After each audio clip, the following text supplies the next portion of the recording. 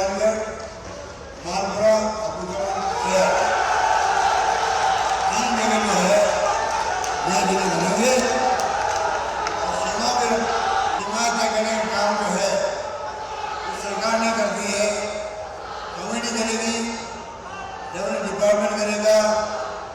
Ram Kumar committee को 3 जिले के साथ में सुनिए हमारी सुनिए।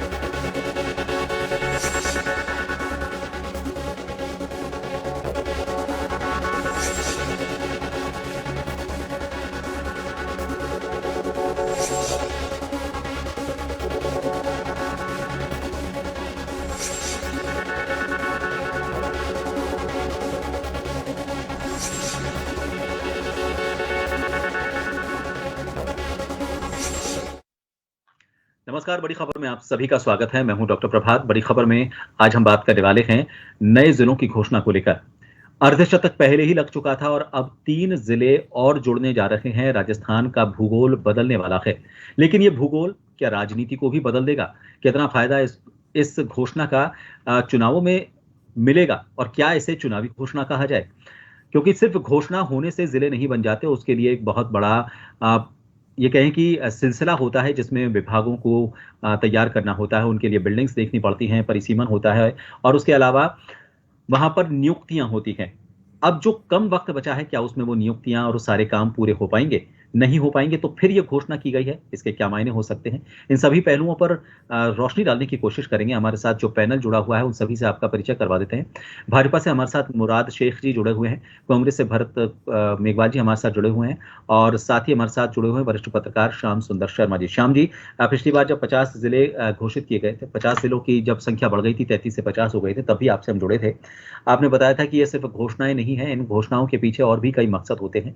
इस बार चूंकि चुनाव का बहुत कम वक्त बचा है, और ये उस दौर में जबकि फ्रीबीज को लेकर सुप्रीम कोर्ट की एक टिप्पणी आती है और उससे कुछ देर पहले 3 और नए जिलों की घोषणा राजस्थान में कर दी जाती है। आप किस नजरिए से देखते हैं इसको?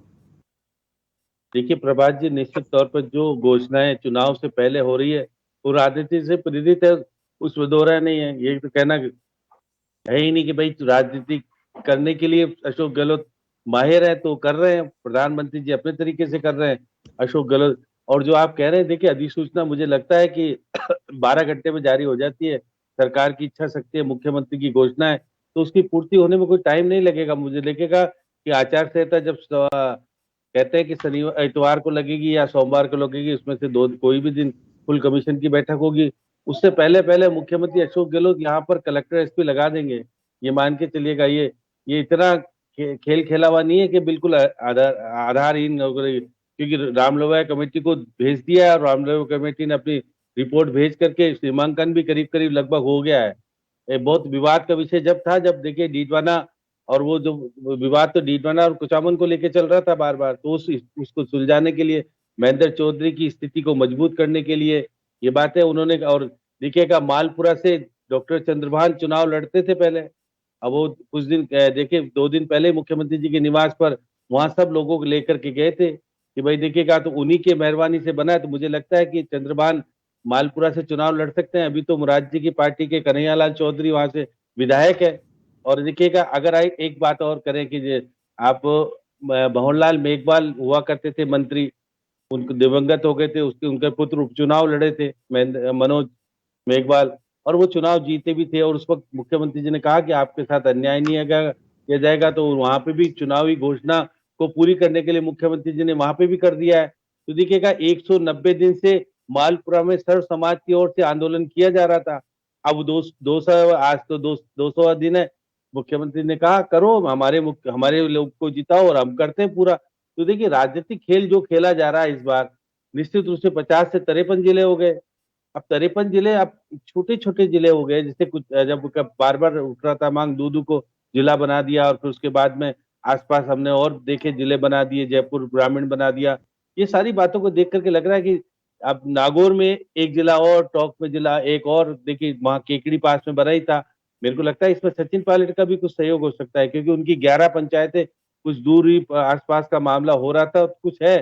तो इस तरह से मुख्यमंत्री जी ने स्टॉक खेला। और जब घोषणा कर रहे थे चंद्रभान साथ थे, जब मानसरोवर में गौ सेवाओं का जो चल रहा था कार्यक्रम, उसमें मुख्यमंत्री जी के साथ खुद चंद्रभान मौजूद थे।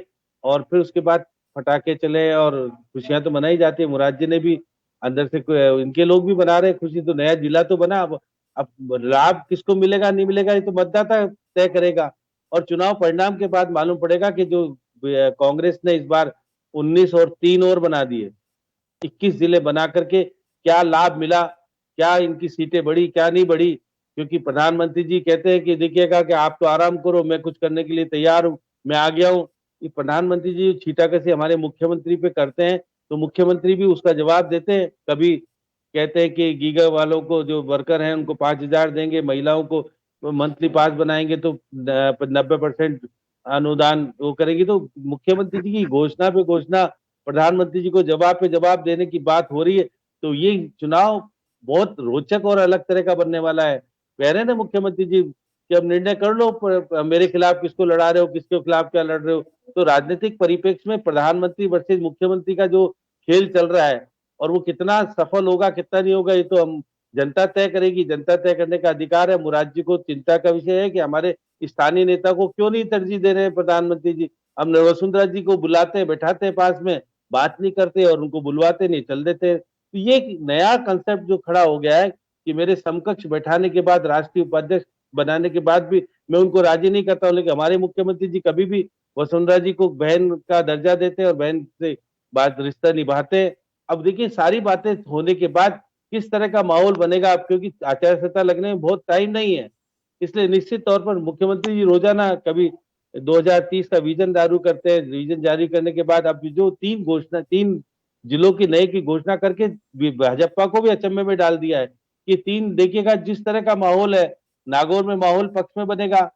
क्योंकि देखिएगा जो जो देख रहे हैं आप, टोंक में सचिन पायलट का जिला है और अलग तरह की स्थिति है, इसलिए वहां पर ये जाटों की राजनीति को खुश करने के, तीनों जगह जाट नेताओं को खुश करने के लिए मुख्यमंत्री ने जो ट्रुप चला है, अब कितना कारगर होगा कितना नहीं होगा, ये तो प्रभात जी ये तो समय बताएगा। लेकिन ये सब मुख्यमंत्री जी जो जाट को नाराज होता हुआ और मनाने का जो प्रयास कर रहे हैं, वो कितना सफल होगा कितना नहीं होगा, ये आपके सामने की बात आएगी।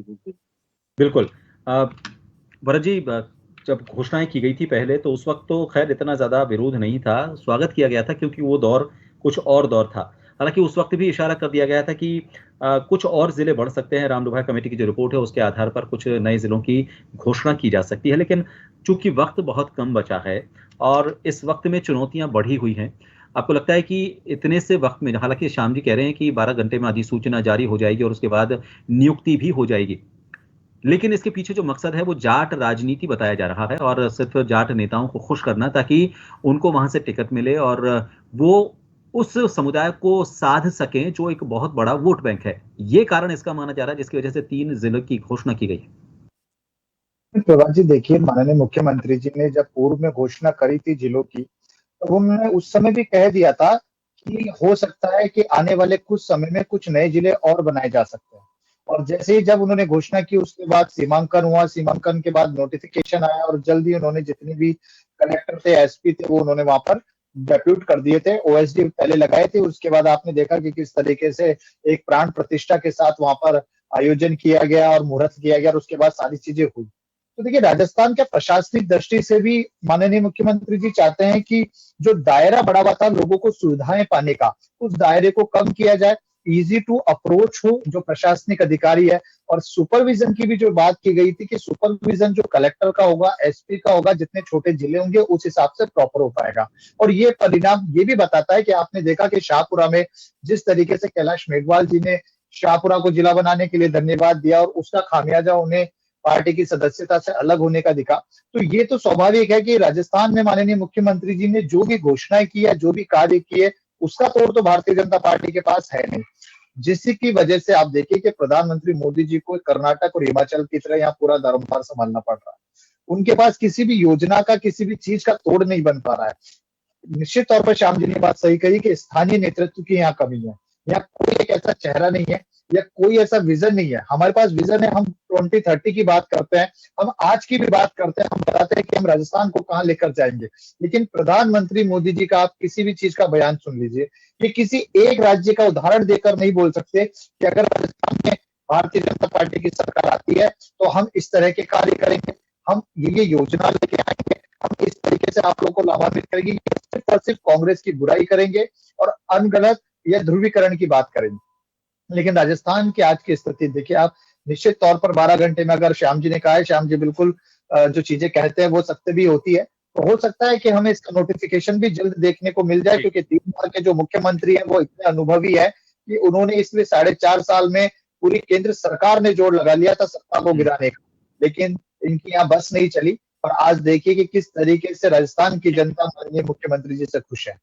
जी मुराद जी, आपने सुना, ये तो कहा जाता है कि जैसे जैसे सीमाएं छोटी होती हैं, थोड़ा ज्यादा फोकस लोगों का, प्रशासन का लोगों पर होता है, क्योंकि उनको बहुत कम दायरे में काम करना है और उसकी वजह से अंतिम व्यक्ति जिस तक पहुंचने की बात हर राजनीतिक दल करता है, उस अंतिम व्यक्ति को साध लिया जाता है, उसकी जरूरतों को पूरा कर दिया जाता है। तो जिले बनने पर तो स्वागत किया जाना चाहिए। आपकी आपत्ति किस बात को लेकर? प्रभात जी, देखिए, जिस अंतिम व्यक्ति की बात कांग्रेस करना चाह रही है, उस अंतिम व्यक्ति की सबसे पहले व्यथा पंडित दीनदयाल उपाध्याय जी ने सुनी और अंत्योदय का उद्भव हुआ राजस्थान में। भैरव सिंह जी शेखावत उस अंत्योदय के जनक रहे और प्रधानमंत्री जी ने भी लाल किले से अंत्योदय पे ही सबसे पहले अपनी बात रखी थी। तो अंत्योदय की स्थिति को कांग्रेस समझ ही नहीं पाएगी। अंत्योदय की स्थिति भारतीय जनता पार्टी के नेताओं ने और उनके शीर्ष पदाधिकारियों ने बहुत पहले क्लियर कर दी थी। अब बात आती है आपत्ति की, जो आपने कहा। देखिए प्रभात जी, आपत्ति कभी भारतीय जनता पार्टी को कांग्रेस के नए जिले बनाने से कभी नहीं रही। आपत्ति इस बात की है कि आप कब तक ब्लैकमेल होंगे अपने निर्दलीय विधायकों के मार्फत, आप कब तक ब्लैकमेल होते रहेंगे माननीय मुख्यमंत्री जी, अपने उन विधायकों की संख्या गिनने में, उन विधायकों के कर्जा चुकाने में जिन्होंने आपकी सरकार बचाई, जो आप कहते रहते गाहे बगाए हर जगह। मैं आपत्ति इस बात की करता हूं प्रभात जी कि आपने ये जो आनन फानन में जो वाहवाही लूटने के लिए जो आपने नए जिले बनाने का एक नया परचम, नई परंपरा डाली है, ये लोकतंत्र के लिए शुभ संकेत नहीं है। इसके लिए तैयारी होती है, विशेषज्ञों की टीम बैठती है और उसके बाद परिसीमन होने के बाद में सारे संसाधनों को कमेटी जो बैठी है वो विशेषज्ञों की टीम ही तो है ना। देखिए प्रभात जी, राम लुबाया जी को खुद को पूछ लीजिए ईमानदारी से कि उनको पता था कि इतने जिले बन जाएंगे। राम लुबाया जी को तो समाचार भी उन्होंने कहा था अभी गुंजाइश है 5-7 और बन सकते हैं, उन्होंने कहा था जब 50 जिले हुए थे तब। देखिए मैं आपको बताऊं, 5-7 की बात कर रहे थे तो यहाँ तो मुख्यमंत्री जी ने 3 ही जिले बनाए। एक जिला तो मालपुरा में वैभव गोलज्जू के लिए बना दिया। अभी श्याम जी भाई साहब कह रहे थे चंद्रभान जी साथ थे। चंद्रभान जी के साथ रहने से कुछ नहीं होगा, आप तो राजनीतिक पंडित हैं। मैं कहता हूँ वैभव गहलोत जी का नाम जो है आप उनको वहां नाम चला रहे हैं और ये जाते जाते अपने बेटे के लिए परिवारवाद को बढ़ावा देने के लिए, वंशवाद को बढ़ावा देने के लिए आपने एक जगह बनाई है। जोधपुर में जब आपकी दाल नहीं गली तो आपने मालपुरा की जगह देखी है। मैं आपको एक चीज बता दूं, यहाँ पर न तो बिल्डिंग है, न इमारतें हैं, न संसाधन है, और उसके बाद रातों रात आप जो है उसकी तरह फिरोज शाह तुगलक की तरह नए फरमान जारी करते आ रहे हैं। तो मैं आपको फिर कह रहा हूं प्रभात जी कि राजस्थान में अगर 5 साल सतत प्रक्रिया के तहत अगर आप ये काम करते तो निश्चित तौर पे ये जिले अब तक प्रभावी हो चुके होते और इनमें कलेक्टर, एसपी, सारे प्रशासन के लोग आ चुके होते और इनके यहाँ बिल्डिंगें, सारी इमारतों का निर्माण, संसाधनों का निर्माण हो चुका होता। लेकिन मुख्यमंत्री जी सिर्फ वोट बटोरने के लिए, सिर्फ इन विधायकों का कर्जा उतारने के लिए जिस तरीके से घोषणाएं करते जा रहे हैं, ये राजस्थान की राजनीति के लिए अच्छा संकेत नहीं है। आपके यहाँ 2018 में घोषणा की थी, आपने वो वादे तो निभाए नहीं जो आपने घोषणा पत्र में लिखे थे। आपने 3500 रुपए बेरोजगारों को मासिक भत्ता देने की बात कही थी जब 27 लाख बेरोजगार राजस्थान में थे। आज बेरोजगारों की संख्या राजस्थान में 55 लाख पहुंच चुकी है। तो आप उस बात को समझिए। आपने किसानों से कर्जा माफी करने की बात की थी कि किसानों का कर्जा माफ करेंगे, कर्जा तो माफ किया नहीं। 19,427 किसानों की जमीनें जरूर नीलाम कर दिया आपने राजस्थान में। आपके यहाँ सुसाइड केस बढ़े, आपके यहाँ पेपर आउट होने के बाद में युवाओं में आत्महत्या का रेशो बढ़ा। आज राजस्थान को आत्महत्या में आपने नंबर 1 बना के छोड़ दिया। तो कांग्रेस को जवाब देना पड़ेगा इन बातों पे। कांग्रेस वाहवाही लूट रही है। देखिए कितनी बड़ी अजीब बात है प्रभात जी कि एक तरफ आपने वेट बढ़ा के पूरे राजस्थान को नंबर 1 कर रखा है वेट में पूरे हिंदुस्तान में, डीजल और पेट्रोल के मामले में, और आप महंगाई राहत कैंप के नाम पे जनता को बेवकूफ बनाने के लिए आप ही महंगाई बढ़ा रहे हैं और आप ही महंगाई कम करने का नाटक रच रहे हैं। तो ये दोहरा चरित्र है प्रभात जी। चाल, चेहरा और चरित्र कांग्रेस का हमेशा दोगला रहा है और इसी दोगलेपन का नतीजा राजस्थान की 7-8 करोड़ जनता अच्छी तरह देख रही है प्रभात जी। जी श्याम जी, विधायकों की मांग और जनता की मांग दोनों में एक बड़ा फर्क मेरे ख्याल से होता है। विधायकों की मांग उनके खुद के निजी हित के लिए हो सकती है, जनता की मांग उनके हित के लिए हो सकती है। तवज्जो मिलनी चाहिए जनता की मांग को, लेकिन तवज्जो मिलती है विधायकों की मांग को क्योंकि उससे राजनीतिक हित जुड़ा होता है। विधायक जीतेगा, उनका आंकड़ा बढ़ेगा तो उनकी सरकार बनेगी। ये जो टकराव है और ये जो दो अलग अलग चीजें हैं, इन चीजों को दूर करना ये सबसे बड़ी चुनौती अभी बना हुआ है। बात तो जनता की कही जाती है लेकिन जनता के कंधे पर बंदूक को रखकर निशाना साधा जाता है उस विधायक की सीट पर। जैसा इन्होंने भी अभी मुराद अली जी ने 2-3 नाम लिए हैं कि ये सिर्फ एक मुंह में जनरेशन किया हुआ है उन सीटों का, उन जिलों का, ताकि वो अपनी कुछ सीटों को सुनिश्चित कर सकें। इत्तेफाक रखते हैं इस बात से, या फिर ये माना जाए कि नहीं इसमें जनता का हित जुड़ा हुआ है? क्योंकि मुझे लगता है कि जब जिले बनते हैं नए, लोगों को अब छोटे छोटे काम के लिए बहुत दूर नहीं जाना पड़ता क्योंकि उनका जो जिला हेडक्वार्टर होता है, डिस्ट्रिक्ट हेडक्वार्टर होता है, उनके और नजदीक आ जाता है। क्या लगता है आपको इसके अलावा भी और कोई कारण दिखते हैं आपको? देखिए राजनीतिक प्रेरित तो है, उसमें दिक्कत नहीं है। वैभव गहलोत को ये मालपुरा से चुनाव लड़ा, जैसे मुख्यमंत्री जी को चुनाव नहीं लड़ने देना चाहते हो कि मुराद जी? मुख्यमंत्री जी चुनाव लड़ेंगे तो वैभव गहलोत चुनाव नहीं लड़ेगा। वैभव गहलोत लड़ेगा तो मुख्यमंत्री जी फिर चुनाव नहीं लड़ेंगे। एक ही घर में, परिवार में एक ही लड़ेगा, 2 थोड़ी लड़ेंगे एक साथ चुनाव। अब आप अगर कांग्रेस में तो सब कुछ संभव है भाई साहब। तो सुनो, क्योंकि ये वसुंधरा जी को भी कहा जा रहा है कि बेटे को चुनाव लड़ाना है या तुमको चुनाव लड़ाना है। ये आपके यहाँ ज्यादा हो रहा है, इनके यहाँ कम हो रहा है आजकल। आपके यहाँ ज्यादा हो रहा है, कोई चाचा चुनाव लड़ना चाहता है, फिर आप देखिएगा चूरू में बेटा लड़ेगा कि बाप लड़ेगा कि माँ लड़ेगी, पता नहीं कुछ आपके यहाँ ज्यादा है। इसलिए बहुत सारी चीजें अभी खोल के मैं कहूंगा तो अब देखिए, जनप्रतिनिधि होता है एमएलए, आपको प्रभात जी तो मान के चलते, वो भी जनता का चुना हुआ प्रतिनिधि होता है। ऐसी स्थिति में यदि उसकी मांग पूरी की जाती तो वो अपने लोगों को जाके कहता है कि देखा मैं मुख्यमंत्री से करा के लाया हूँ, मुझे फिर चुनो, फिर तुम्हारे लिए करूंगा। कोई जिला बनाना उस क्षेत्र के लिए एक बहुत बड़ी उपलब्धि होती है, ये तो मुराद जी को भी पता है। कि जिले बनने के बाद उसमें गतिविधियों में परिवर्तन आ जाता है। भाई ये बात तो सही है, तत्काल तो कुछ नहीं होने वाला मुराद जी, तो आप भी जानते हो, आपने भी जिले बनाए थे। तत्काल तो कुछ होगा नहीं, आने वाले समय कम से कम 5 साल लगेंगे जब जिले का पूरा रूप धारण करेगा। लेकिन धीरे धीरे सारी चीजें होती है मुराद जी, ये तो मान के चलते हो। हाँ, बजट कहाँ से लाएंगे? मुख्यमंत्री जी ने जो कहा था कि 2000 करोड़ का बजट रखा था प्रभात जी, वो तो 19 जिलों में बांट चुके, अभी 3 जिले नए आ गए, तो इनके लिए भी तो पैसा तो देना ही पड़ेगा ना, आपको तनख्वाह वगैरह के देना पड़ेगा। तो मुख्यमंत्री जी देखिएगा, मैं सही कहता हूँ कि मुख्यमंत्री ने अगर घोषणा की है तो वो निश्चित रूप से कागजी रूप से नहीं रखना चाहेंगे। वो जानते हैं कि बीजेपी हमको क्षेत्र में जब जाएंगे तो मुख्यमंत्री जी की कागजी घोषणाओं को लेकर के मजाक उड़ाया जाएगा, और प्रधानमंत्री जी सबसे ज्यादा उड़ाने वाले हैं। तो इसलिए राज्य मान के चलना, अगर 3 जिलों की घोषणा की है तो देखिए सीमांकन का लगभग काम हो चुका, या मान के चलिए कि राम लोभाय कमेटी की तरफ से सीमांकन का काम पूरा किया जा चुका है।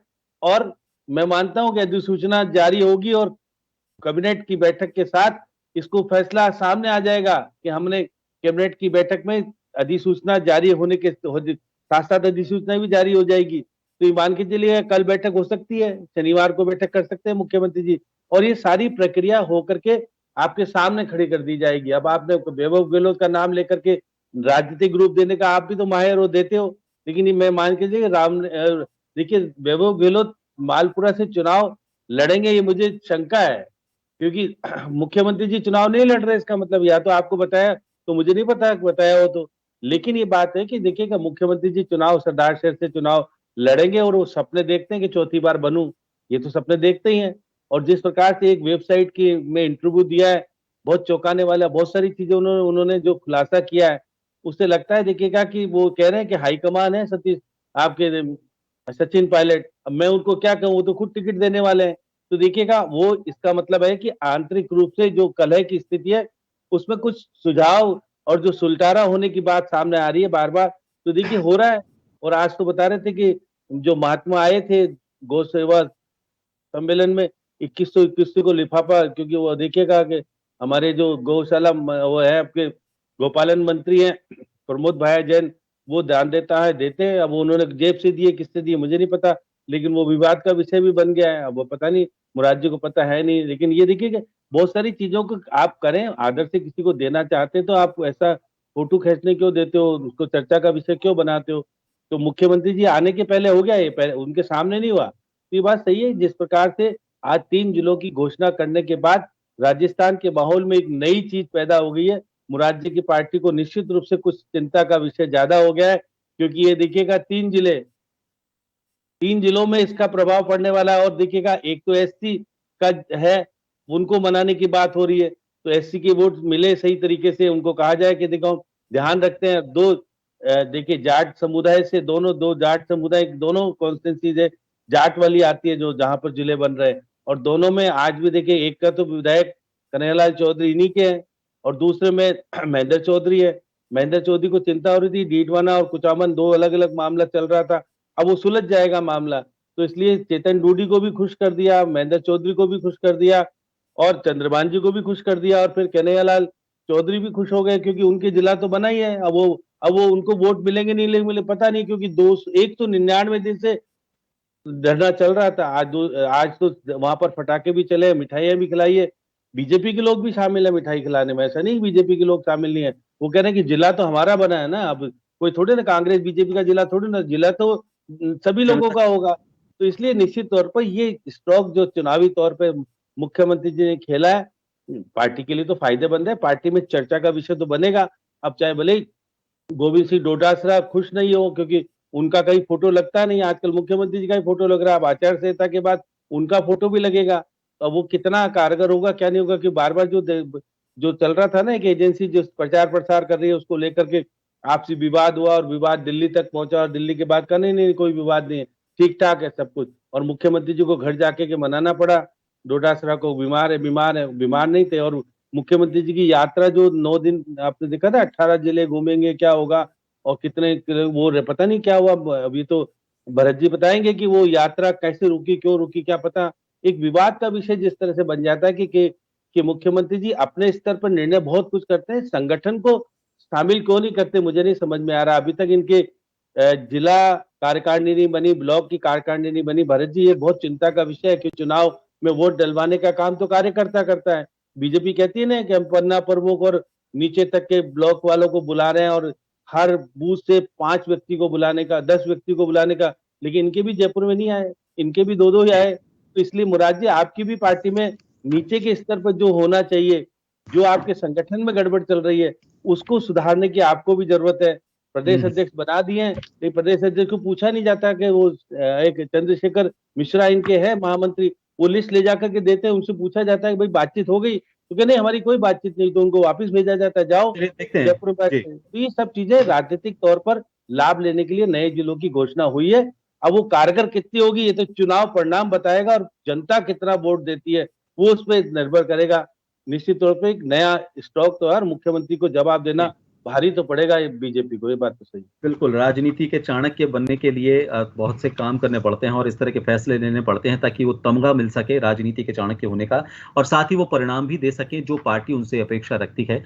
बीजेपी की बात करें, कांग्रेस की बात करें, हर तरफ से ये घोषणाएं की जाती हैं, क्योंकि जो जवाब मांगा गया है वो सिर्फ एक ही राजनीतिक दल से नहीं, दोनों प्रमुख राजनीतिक दलों से, साथ ही केंद्र से मांगा गया, चुनाव आयोग से मांगा गया है। इन एजेंसियों से भी जवाब मांगना कहीं ना कहीं उन पर एक टिप्पणी करता है कि आप अगर यहाँ पर हैं, उस भूमिका में हैं जिस भूमिका में आपको इन हालात को नियंत्रण करना है, तो आप अपनी शक्तियों का इस्तेमाल क्यों नहीं कर रहे हैं। जाहिर तौर पर एक नया विषय छिड़ गया है और ये विषय लगता है कि एक अच्छे परिणाम तक पहुंचेगा, ताकि अगर किसी तरह की कोई घोषणाएं राजनीतिक हित से की जा रही हैं तो उनको चिन्हित किया जा सके, उन्हें रोका जा सके, लोगों को बांटने की कोशिश ना की जाए इन फ्रीबीज के तरीके से। बहुत बहुत शुक्रिया आप सभी का बड़ी खबर में हमसे जुड़ने के लिए। नमस्कार।